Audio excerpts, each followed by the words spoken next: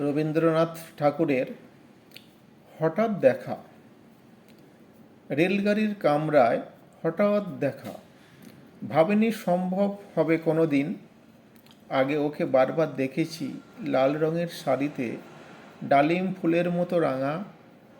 আজ পরেছে কালো রেশমের কাপড়, আঁচল তুলেছে মাথায়।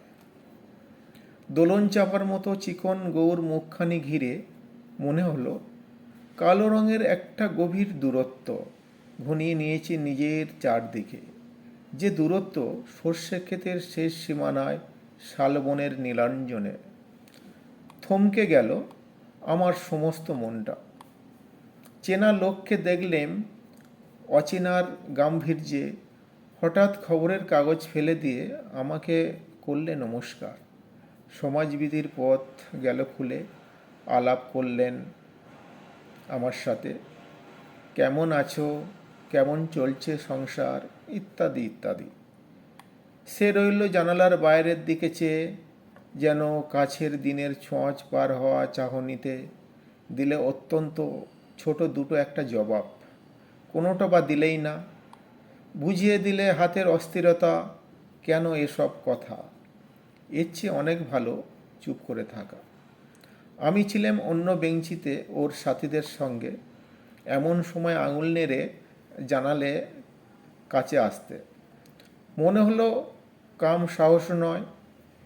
বসলুম ওর এক বেঞ্চিতে। গাড়ির আওয়াজের আড়ালে বললে মৃদুস্বরে, কিছু মনে করো না, সময় কোথাও নষ্ট করবার নয়। আমাকে নামতে হবে পরের স্টেশনেই। দূরে যাবে তুমি, দেখা হবে না আর কোনো দিনই। তাই যে প্রশ্নটা জবাব এতকাল থেমে আছে, শুনবো তোমার মুখে। সত্য করে বলতো। আমি বললেম, বলবো। বাইরের আকাশের দিকে তাকিয়ে শুধোলো, আমাদের গেছে যেদিন, একেবারেই কি গেছে, কিছুই কি বাকি নেই। এইটুকুই রইলেম চুপ করে।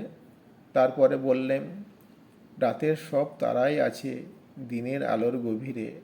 খটকা লাগলো, কি জানি বানিয়ে বললেম নাকি। ও বললে, থাক, এখন যাও ওদিকে, সবাই নেমে গেছে পরের স্টেশনে। আমি চললেম একা।